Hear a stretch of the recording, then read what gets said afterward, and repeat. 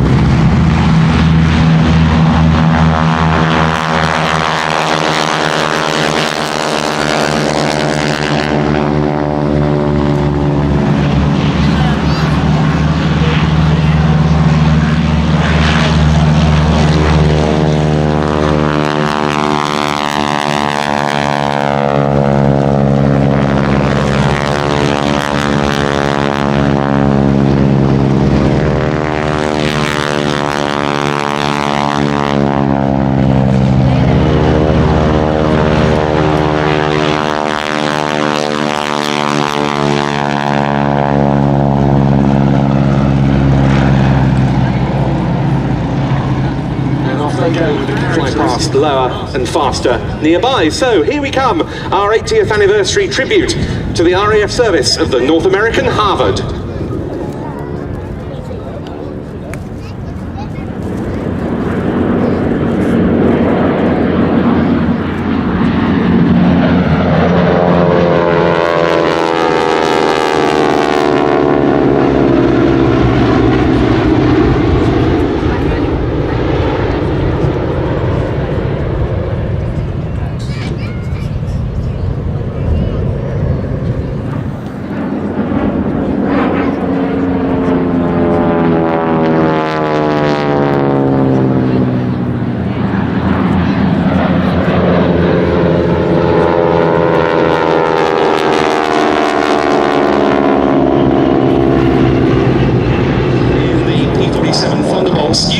You've got a bit of time on these aircraft, both training on them and displaying. Talk about it being a great trainer. What is it that makes it so, in your opinion?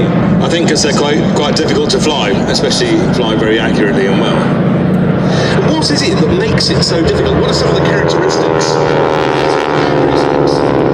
Of the larger warbirds, but without the power to get you out of trouble. So you don't like little ground loop that's trying to chase its tail around its nose. They do that very well, so exactly like that. Where was your first Harvard trip? 1991, and I went from that on the same day.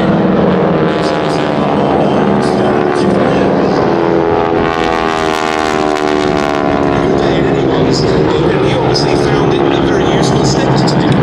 Yeah, if you can fly Harvard accurately and well from the backseat, then you can fly any of the Second World War fighters, which is why it was such a good trainer.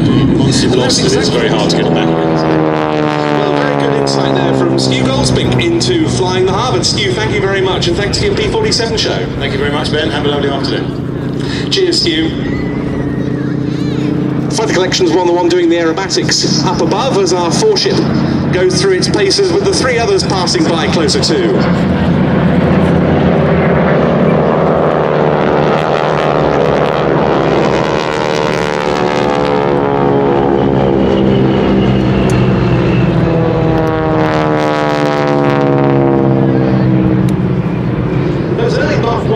The RAF had delivered in 1938 were very different to these ones. They had a different shaped tail, different shaped wing, and they had a fixed rather than retractable undercarriage.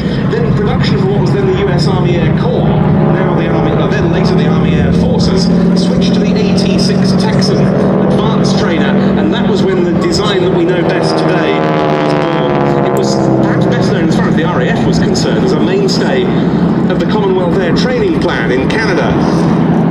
And the first 25 examples to be based there, which were supplied before September 1940, couldn't be flown across the American border into Canada because at the time the United States was still neutral. It hadn't entered the war, so they physically had to be hauled across the border by Canadian nationals before being flown to their bases.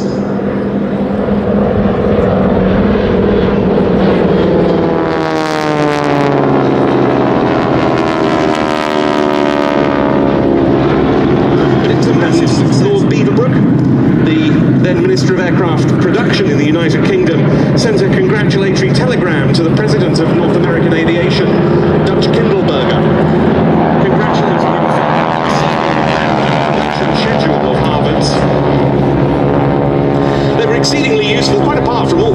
that Stu Goldspink was just describing, they could also be armed with guns, practice bombs, rockets, and such. A revered instructional aircraft, and with the move of flying training away from the UK to less hazardous locations around the Empire under the British Commonwealth Air Training Plan, in Canada alone, in excess of 167,000 aircrew, including more than 50,000 pilots, passed through the plan's facilities. It was a huge contribution to the war effort.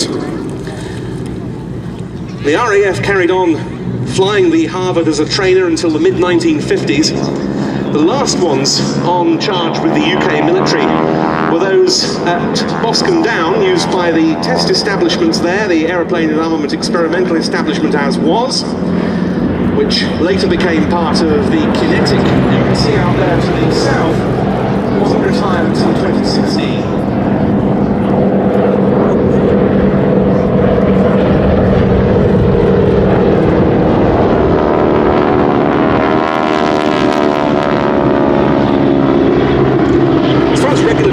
Was concerned, the South African Air Force was the last major military user. That wasn't until 1995. The aircraft had been in service since 1940, and remarkably, they were still able to put up a formation of 55 Harvards to mark 55 years of service.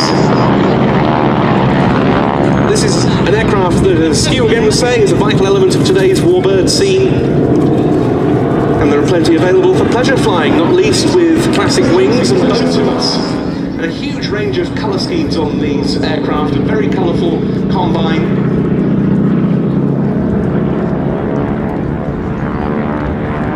Leading through the trio coming past close to us is Black Star Aviation.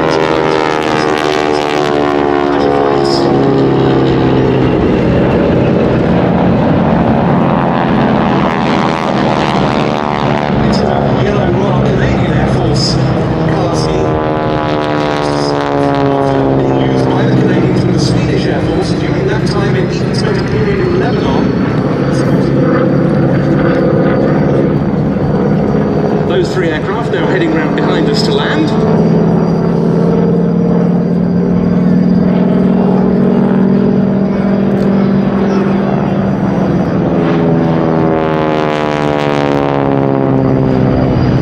That aeroplane, such stalwarts of the circuit, and then the radial pair, when it was flown by the late Norman Lees in company with none other than Gary Newman.